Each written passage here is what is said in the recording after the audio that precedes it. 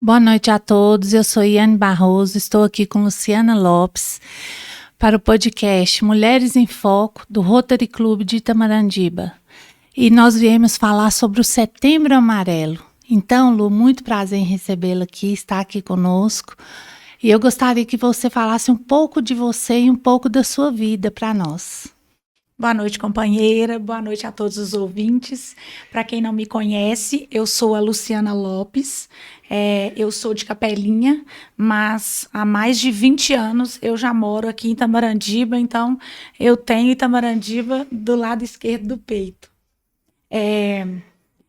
Quando eu morava em Capelinha, quando eu me casei em 94, 3 anos depois, nasceu o meu primeiro filho, o Christian Júnior.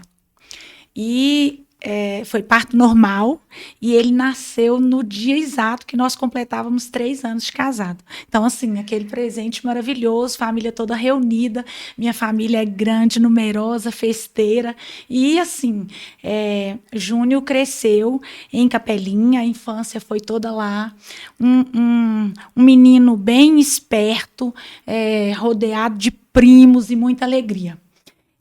Passado alguns anos, eu vim para Itamarandiba, porque o meu marido foi transferido e eu me mudei para cá. Logo depois, eu sou bancária, né? Logo depois eu já vim trabalhar no banco e fiquei por aqui estou. Eu vou dizer para vocês que a minha vida era perfeita. Perfeita. Eu tinha o trabalho que eu gostava, uma família maravilhosa, filhos lindos, lindos.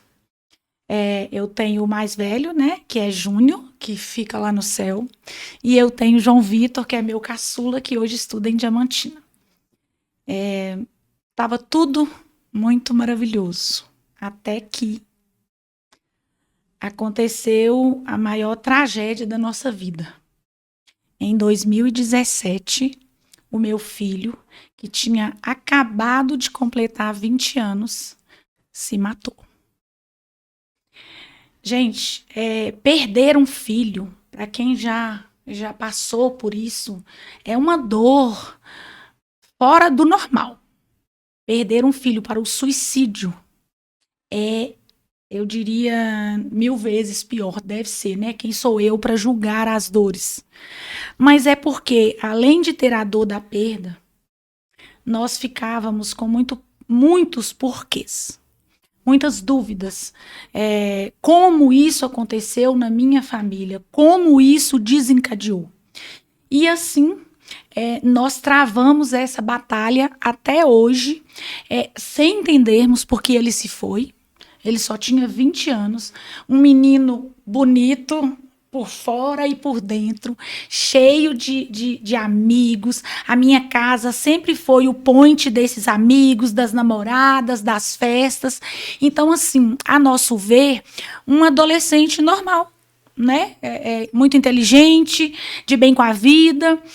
Eu não via os tais sintomas, né, ou de depressão, ou de alguma ideação suicida, e a gente o perdeu para o suicídio. Então, assim, a minha vida, ela foi antes de perdê-lo e depois de perdê-lo. Hoje eu levo na luta, e a gente tem feito alguns trabalhos, eu faço ajudas nessa questão de escutar e ouvir e falar com esses adolescentes, ou com as pessoas mais velhas, ou com os familiares, e a gente vai levando isso aí. Existem muitos porquês, né, Lu? Nunca acaba. Ele, né, nos deixou carta explicando, né, se é que se pode ter uma explicação para isso, e mesmo assim, até hoje a gente não entende, né, por que ele tomou essa atitude. Certo. Muitas pessoas não sabem o significado do Setembro Amarelo, né, que é muito importante. Aí sempre a gente vê falando Setembro Amarelo, mas você sabe o significado. Você pode estar passando isso para a gente? O que você pode falar do Setembro Amarelo para a gente? No Brasil, isso começou em 2015. Mas, na verdade, a história começa com um americano de 17 anos, o Mike M. Ele tinha um carro, né, que era um Mustang amarelo. E ele amava esse Mustang. E aos 17 anos, ele se matou dentro desse carro.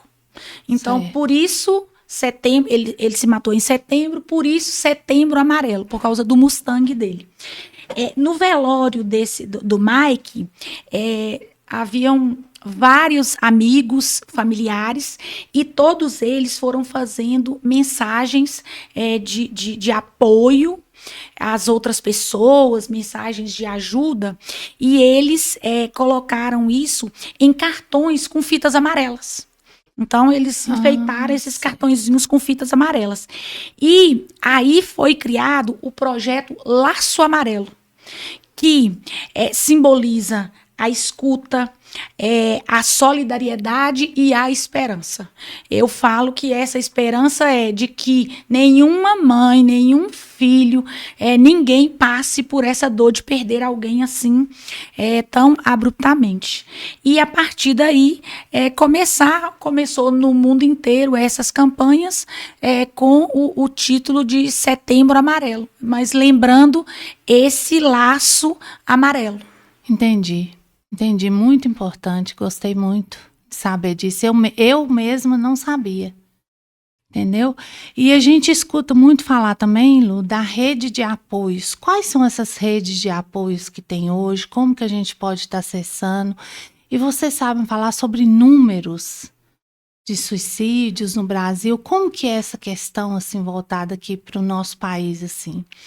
Olha, ou talvez até, né, tenha englobado o mundo inteiro. Uhum. Olha, assim, o ideal é que toda rede de apoio começasse na família, porque é quem está mais próximo e, por incrível que pareça, às vezes é justamente onde aquela pessoa que está com depressão ou qualquer outro problema mental, a maioria das vezes é onde ela não encontra esse apoio. Mas a rede de apoio principal teria que ser a família, justamente para verificar, para sentir que está tendo algum problema pela proximidade da família e apoiar essa pessoa em todos os sentidos. Outra rede de apoio também muito interessante, o trabalho, porque as pessoas hoje passam mais tempo no trabalho e aí a gente coloca as questões de como eu diria, esses problemas que as pessoas passam, por exemplo, se a pessoa é velha, ela é julgada, se a pessoa é negra, questões de preconceitos mesmo, que afeta muito, muito essas pessoas que já têm problemas mentais.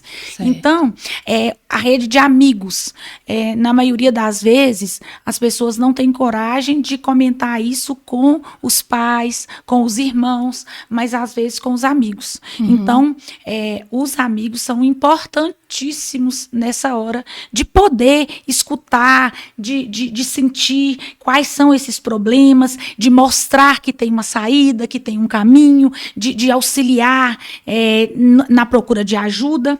E aí, fora essas redes de apoio, nós temos, por exemplo, o CVV, que é o Centro de Valorização da Vida. É um telefone, o número é 188, gravem isso aí, 188. Você disca, a ligação é gratuita, e lá você terá pessoas que estudaram para isso, que é um serviço voluntário. Pode ser que sejam psicólogos, psiquiatras ou não. São pessoas que se capacitaram para poder ouvir, para saber ouvir. Então, naquele momento, né, de muita angústia, de muita dor, dificuldade, né, de dificuldade e de dor. Então, as pessoas ligam. Tem gente que liga para contar que hoje não teve um dia bom, ou que hoje ficou muito feliz. Mas essas pessoas estão lá para ouvir. Elas não julgam, elas estão lá simplesmente para ajudar. E é claro, dependendo da conversa, elas também já fazem uma ideia de um encaminhamento, mas tudo de forma voluntária. Aqui no município, nos municípios, a gente tem o serviço que o CAPS faz. Aqui em Tamarandiba, é aqui no Florestal, ali na Avenida Florestal, né? Certo, Ali na avenida mesmo. O CAPS, que é o Centro de Apoio Psicossocial, eles têm, pelo SUS, eles fornecem psicólogos, psiquiatras, terapias. Então, assim, é uma forma mesmo de ajuda para essas pessoas que têm algum tipo de problema. Sobre os números, gente, eu falo que eu nunca tinha essa ideia. Eu só fui saber, conhecer um pouco sobre esses números depois do que aconteceu comigo. Mas eu não imaginava nunca que era algo tão agressivo. Hoje, o Brasil é o 8º país do mundo com casos de suicídio. É encabeçado pela Índia, depois a China, Estados Unidos. Quer dizer, o Brasil é o 8º país do mundo, segundo a Organização Mundial de Saúde. Só para vocês terem uma ideia, no Brasil, a cada 45 minutos, uma pessoa comete suicídio. Imagine, isso é em média 38 pessoas por dia. Dependendo da faixa etária, mata mais do que câncer, do que acidente automobilístico, do que violência, dependendo da idade. Essa faixa etária, inclusive, a gente acha que é muito em adolescentes, né? É muito. Né? 38 pessoas por dia é muita gente. É muita gente. Mas tem uma faixa que assusta muito, que são pessoas acima de 70 anos. Eu já ouvi falar sobre isso. E essas pessoas, esse número de suicídios, vão falar assim que ele é subnotificado. Por quê? Às vezes, um idoso, por exemplo, deixou de tomar seu remédio, que é vital para ele. Ele deixou de comer. Isso não entra para a estatística do suicídio, como foi um caso de suicídio. Não Entendi. entra. E, na verdade, aquele idoso ou aquela pessoa deixou de fazer algo que era vital para ele, porque não tinha mais interesse em viver. Sim. Então, por isso que eu falo que esses números tão grandiosos, ele ainda são subnotificados. Se a gente for colocar tentativas, hoje no mundo é mais ou menos em torno de 700 mil mortes por suicídio no mundo, por ano. Se a gente for colocar as tentativas ou essas subnotificações, é muito mais que 1 milhão. Né? Então, assim, e a maioria das tentativas não são notificadas, porque existe sim um preconceito, é um assunto que fica por debaixo do tapete, né? Porque tem um preconceito da sociedade, da própria família, dos amigos, essa questão, olha, fulano tentou. Então, assim, a maioria das pessoas, a maioria das famílias, elas guardam isso com medo de serem julgadas. Então, todos esses casos, a grande parte desses casos, eles não são notificados. A imprensa, por exemplo, eles até acreditam que seja para que não espalhe essa vontade, incentivar alguém ao suicídio é crime. Então, a imprensa, ela pode até notificar, ela pode até noticiar, mas ela não conta detalhes, não fala, até para que não anime, né, incentive outras pessoas a fazê-lo.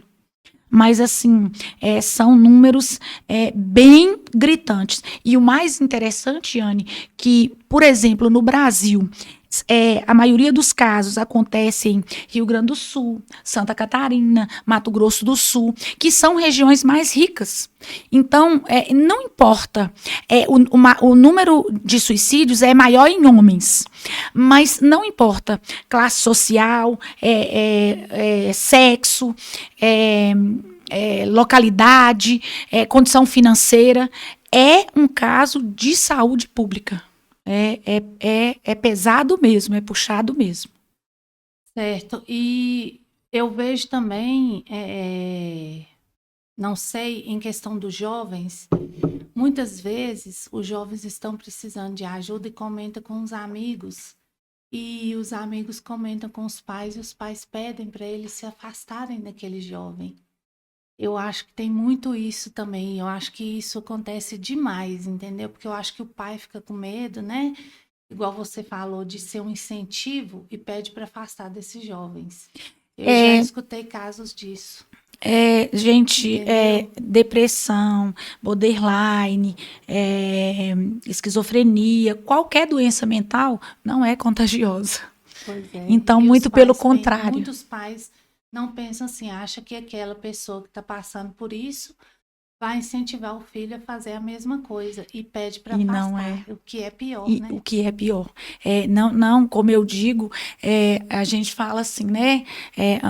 Antigamente falava assim, câncer, ninguém falava a palavra câncer. Era como se fosse uma doença contagiosa, aquela doença. Hoje, graças a Deus, esses casos são mais assim, e com isso também os cuidados e a cura. Uhum. Então, o que a gente precisa também é isso, é deixar de lado esses preconceitos e mostrar que aquela pessoa precisa do apoio, principalmente dessas pessoas próximas.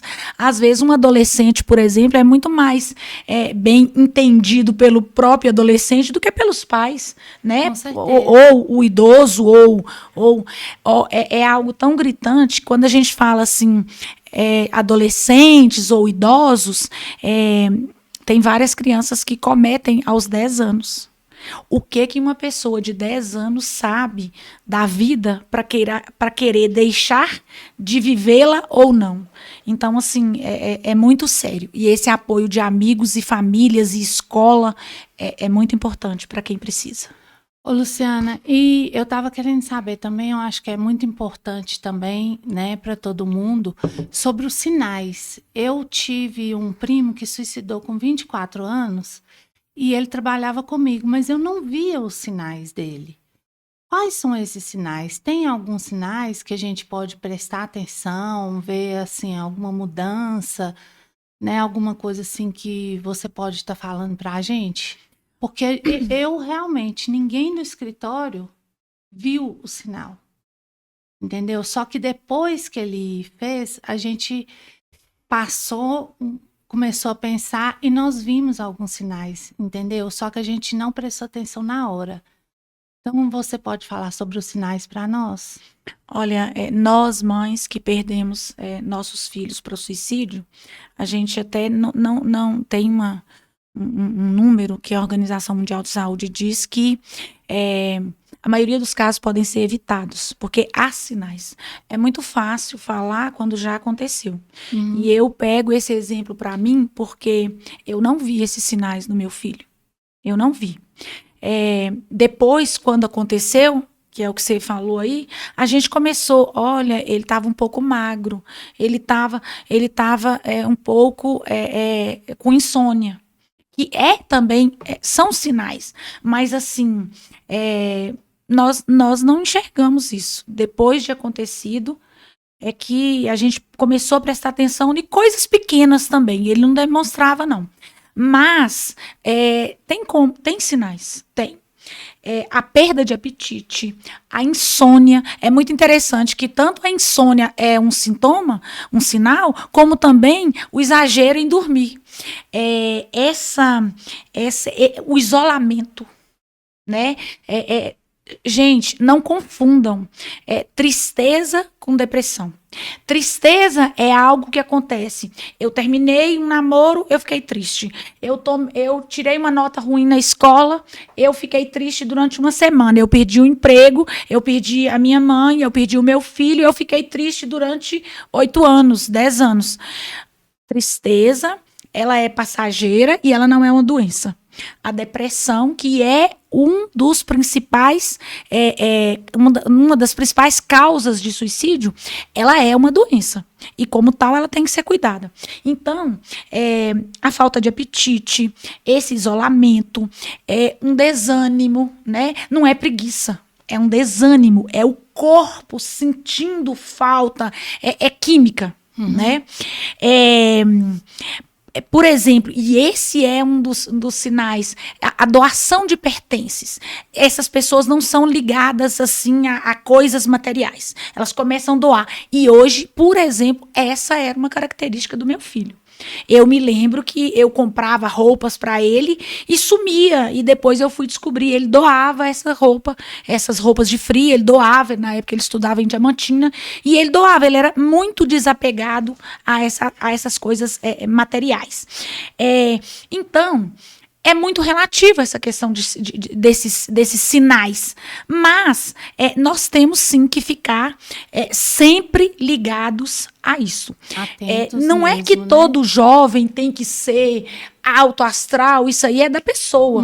Mas há sinais que podem ser já. E a família sempre presente, né, para ver se não tem assim, não está começando uma depressão ou uma ansiedade, um borderline, sempre tá, né, presente ali em cima para poder ver se percebe esses sinais. Isso.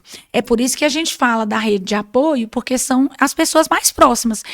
Então, os amigos, a escola, a família, essa rede. Tem que estar todo mundo junto para poder ajudar mesmo. E na sua opinião, assim, nós como população, o que nós poderíamos estar fazendo para ajudar essas pessoas? O que você acha que deveria melhorar para ajudar essas pessoas? Porque, igual você falou, é um assunto que não é muito falado, é um assunto que não é muito trabalhado e tem um tabu em cima disso, né? Como que você acha que a gente pode, nós como população, podemos ajudar essas pessoas que têm esse intuito suicida? Eu me lembro que teve uma época que a palavra empatia, ela estava na moda. Todo mundo falava, você tem que ter empatia. Não é só falar, a gente tem que praticar. Então, se colocar no lugar do outro, aquela dor não é sua, mas você tem que imaginar e tem que prestar atenção e respeitar essa dor do outro. Eu escuto muito assim, é uma geração cheia de mimimi. Não, gente, é uma geração que tem sim, vamos falar que emocionalmente ela pode ser um pouco mais fraca, mas não é mimimi. Não é. Lá nesse grupo nosso de mães, a gente acaba que conversa e a gente percebe que todos eles eram pessoas sensíveis. Eram pessoas que se preocupavam com o próximo. Eram pessoas que pensavam muito em si e no que se a vida valeria a pena ou não. Então, assim, para mim, a principal parte é essa. É você praticar a empatia. Sem julgamento, sem se colocar no lugar do outro mesmo. Respeitar essa dor. A ajuda de profissionais é primordial. Tem gente que fala, foi-se o tempo, né, gente? Quem fazia terapia era doido. Não existe isso. Terapia, todo mundo sabe que é muito bom. Hoje, a gente tem medicamentos avançados e que pode ser, sim, a solução para aquele problema emocional.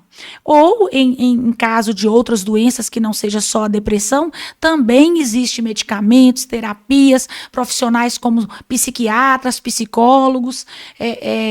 Se você se sente bem ali, conversando, se abrindo com seus amigos, ou que seja na igreja, ou que seja no grupo de futebol, onde você se sinta melhor. Mas a parte que nos toca, eu acho que é isso. Fazer o que nós estamos fazendo, que é divulgar isso, que isso não pode ficar debaixo do tapete, eu acho que é a nossa contribuição. E, assim, qual o recado, né? Você que passou por isso, qual recado você deixaria para nós? Qual assim, o que você gostaria de falar, né, para nós que deixasse para a gente poder ajudar, para a gente poder conseguir, né, igual você falou aí, das redes de apoio, de tudo. O que você fala para nós, Lu? O que você deixaria para nós como mensagem final? Iane, depois de tudo, eu não falo depois de tudo que eu passei, eu passo, né? Sim. o natural é que os filhos enterrem os pais. Uhum. Se isso mudou, não tenham dúvida, não tenham dúvida. É uma dor que não passa. Fazem 8 anos que eu perdi meu filho. Para mim é 8 dias, 8 horas, tem dia que eu tô bem, sempre na luta, mas assim, a gente não esquece, a gente não deixa de sofrer. Então, eu acho que é no silêncio que o suicídio cresce. Eu comento que falar sobre sua dor é meio que você divide com outras pessoas. Então, você quebra essa dor em partes menores e você divide isso. E a questão do suicídio, ele é multifatorial. Não tem como falar assim, olha, fulano se matou porque ele perdeu o emprego. Ou ele se matou porque a namorada terminou com ele. Não, é multifatorial. São vários fatores, vários gatilhos, né, que vão decorrendo Isso na vida da pessoa, que vai levando ela a ter essa ao extremo. tendência, né, ao extremo, não aguentar mais a dor, né? A gente sabe que o suicídio é o extremo dessas dores. É o extremo da doença, é o extremo da depressão, é o final. Então, lembre-se, gente, quem se mata não foi por falta de Deus. Não foi por falta de amor. É muito mais complexo do que isso. É muito fácil julgar aquela família, julgar aquela pessoa. Só ela que sabia o que ela estava passando. Sim. Eu nunca tive depressão. Eu tenho tristeza por ter perdido meu filho. Mas as pessoas dizem que é uma dor tão grande e que elas não sabem explicar direito o que é isso, mas que é uma dor tão grande que ela prefere deixar de viver para continuar sentindo aquela dor. As pessoas, por exemplo, que se mutilam, elas estão mostrando o que é até um ideal, porque ela está mostrando que tem algo que não está bacana. Sim. Então, ela está deixando que a dor física tome conta da dor emocional. Por isso ela se mutila, por isso ela se machuca. Então, o que eu quero é que o preconceito caia.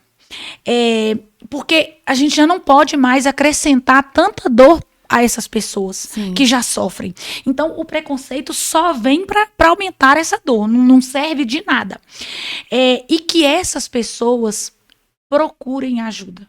Procura ajuda na família, que se não tem abertura para falar com os pais, procura um amigo, procura essa ajuda profissional, porque você vai fazer isso não só por você. Você vai fazer isso por você e pelas pessoas que te amam.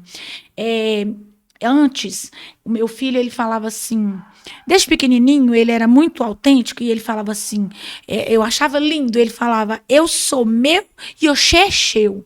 Tipo, a vida dele era dele. Uhum. Hoje, eu posso estar errada, mas eu acho que eu não sou dona da minha vida.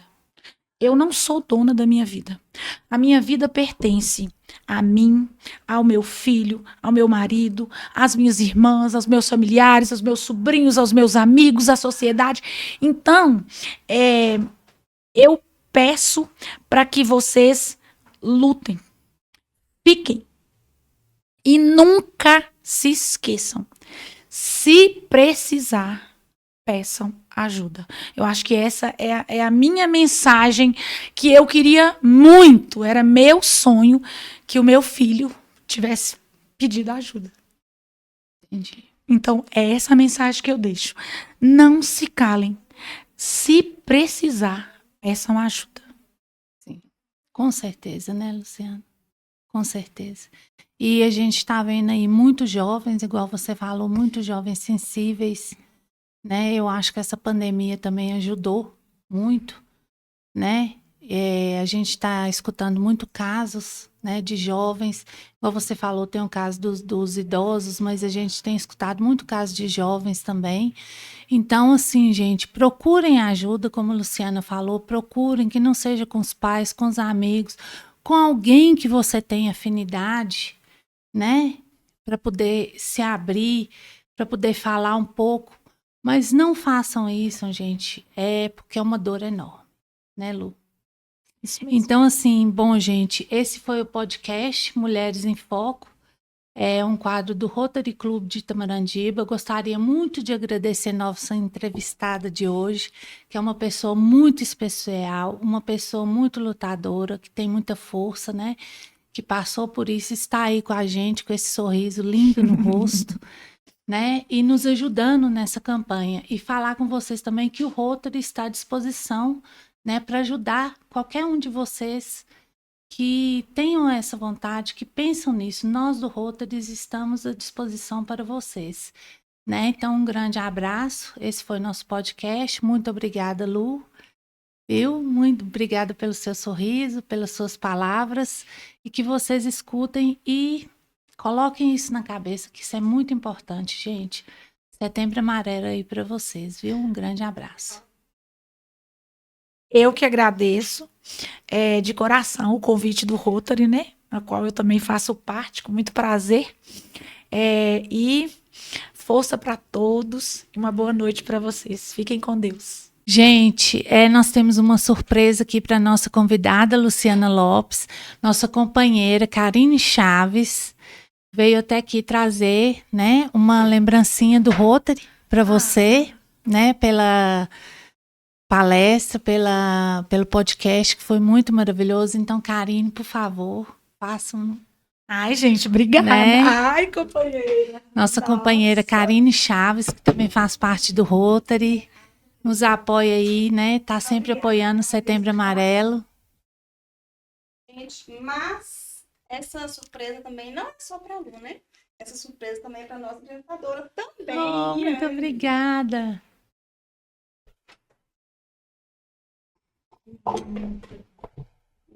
Receba com muito carinho de todos nós rotarianos e da sociedade Itamarandiba, né? E de todo mundo que assiste ao podcast. Fico muito feliz e lisonjeada, na verdade, por uma coisa tão real que vocês passaram neste momento. Porque às vezes a gente ouve de psicólogos, de pessoas que trabalham com a mente uma coisa. Só de passar, né, por essa situação que vocês passam e que vocês conseguiram, né, mostrar toda a força de vocês, é o que a gente precisa ouvir de verdade. Obrigada pelo depoimento de vocês. Obrigada a você, companheira.